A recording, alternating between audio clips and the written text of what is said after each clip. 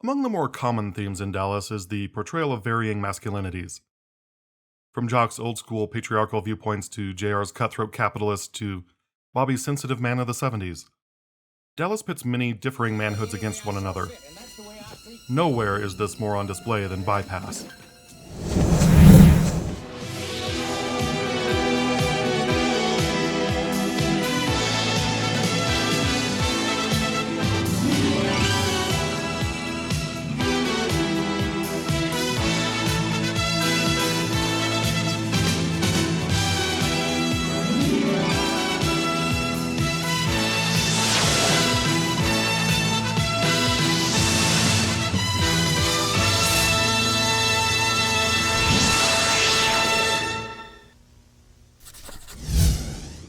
We open with the highly masculine and virile scene of a good old-fashioned cattle drive.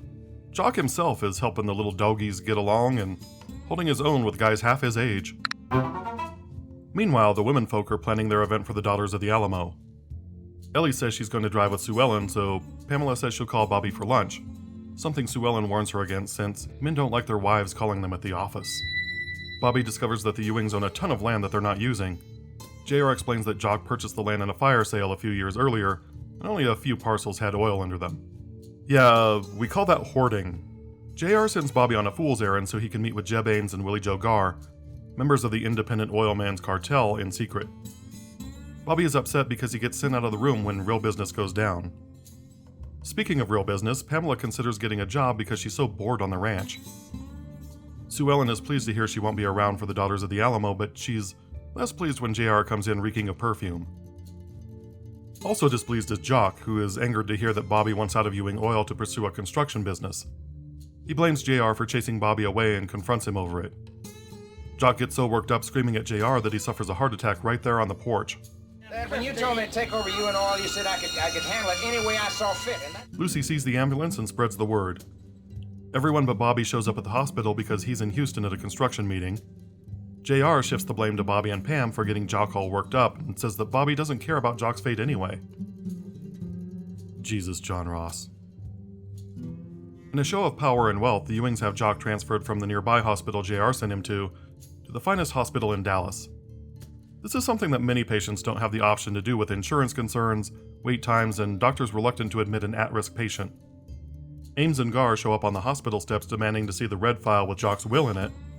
This is something that seems like a small bone of contention between the cartel and JR, but it actually winds up being one of the driving plots for the first half of the season. Lucy seeks solace in Ray Krebbs, but Ray puts up a wall and tells her to stop thinking of herself. Hold me. Lucy, not now. A few of the commenters on the Lessons episode objected to my use of the term groomed. The point of that passage is not that Ray is shown grooming Lucy for sexual abuse, but that many viewers who may have experienced sexual grooming in their teens might see enough of a resemblance between their experience and the relationship between Ray and Lucy that they might experience discomfort or even outright post-traumatic stress. And that's something I stand by. Ultimately, we have very little information about Ray and Lucy's relationship prior to Digger's daughter, so we really can't say what went on. The thing we do have is the text that exists in Digger's daughter, Lessons, and Bypass. Lucy, for her part, is highly sexually aggressive in the first two episodes, and that's something you'd expect not just from a Ewing woman, but for someone who experienced total parental abandonment. The sex that they engage in isn't just the exploratory kind that most teenagers are interested in. Lucy is already into some kinky stuff. Call me her name. But the point is that Ray is the adult, and it's his responsibility to turn away her inappropriate advances. I think we can all agree that Ray Krebbs, of all people, is not capable of long-term intentional Machiavellian planning to seduce a teenage girl. The fact that he doesn't reject her, though, and Lucy feels comfortable going to him for emotional support and implied sex in this episode, leads me to believe that Ray created a space for that kind of intimacy, even if accidentally. That is, until now. And seeing this Ray against that Ray shows us a big difference in how to handle these inappropriate advances. In this episode, Ray is written to be the adult in the room.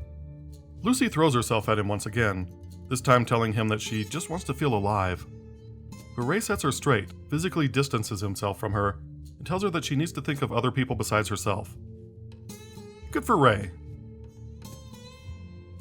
And that, for the most part, is the end of Ray and Lucy's relationship. It would be retconned away in Season 3 for good reason, and they never spoke of it again. All that aside, it does make sense that Lucy would be one of the Ewings most disturbed by the idea of death. Jock would be abandoning her, even if involuntarily. Another parental figure gone from her life. Ray and Bobby take over cattle duties, leading Pamela to observe that Bobby is feeling guilty over Jock's condition, especially since Bobby refused to go see his own father in the hospital. In another great scene between Pam and Miss Ellie, Ellie tells Pam to suck it up and be a supportive partner.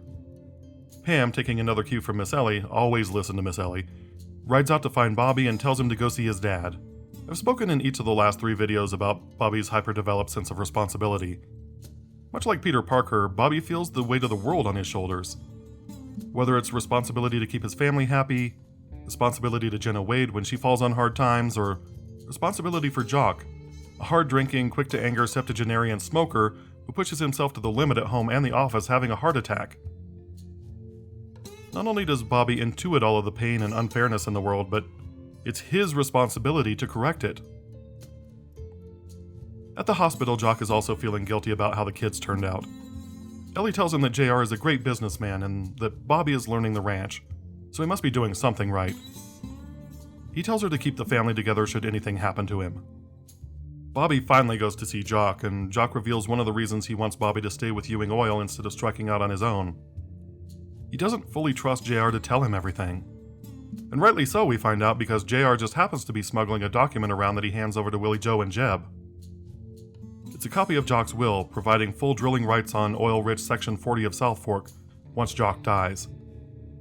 This, of course, goes against everything Ellie stands for, and therefore everything Jock stands for. But of course, when you forge a will, you can make it say basically anything you want, I guess. Willie Joe and Jeb are assuaged and promise to continue supporting Ewing Oil with the cartel, since they will be rolling in petro dough once Jock kicks the bucket.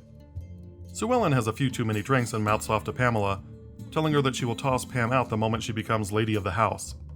Miss Ellie overhears and reminds Sue Ellen that no one is going anywhere as long as she's alive. No one is taking over. Not while I'm alive. Damn, it feels good to be a gangster. A real gangster-ass nigga. A blockage is found in Jock's arteries, so they take him in for open heart surgery.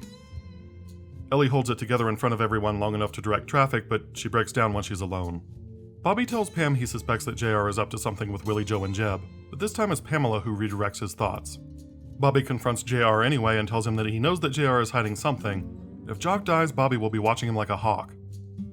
Then, in a really nice moment, as Jock is finishing up surgery, Bobby and JR sit silently next to one another, comforting each other in their own way. Jock's surgery is of course successful, and everyone lives happily ever after. In the final scene of this episode, anyway. Bypass is a pretty straightforward what you see is what you get episode, with one of the family members in peril. It does allow us to see some of the character relationships in a new light, though. Ray and Lucy's relationship dynamic does a full 180 here. Bobby and JR display some complex feelings, we'll say. And Pam and Ellie continue to show off their can-do attitudes, taking on the emotional baggage for the people around them in a crisis. Narratively, the episode feels self-contained and inconsequential, but it actually plants the seeds for the Red File drama later in the season, both by introducing the forged will that JR has on file, and by forcing Jock to change his lifestyle, something that, as a real man, he's reluctant to do. These are two threads that would collide and pay off just before the season finale arc.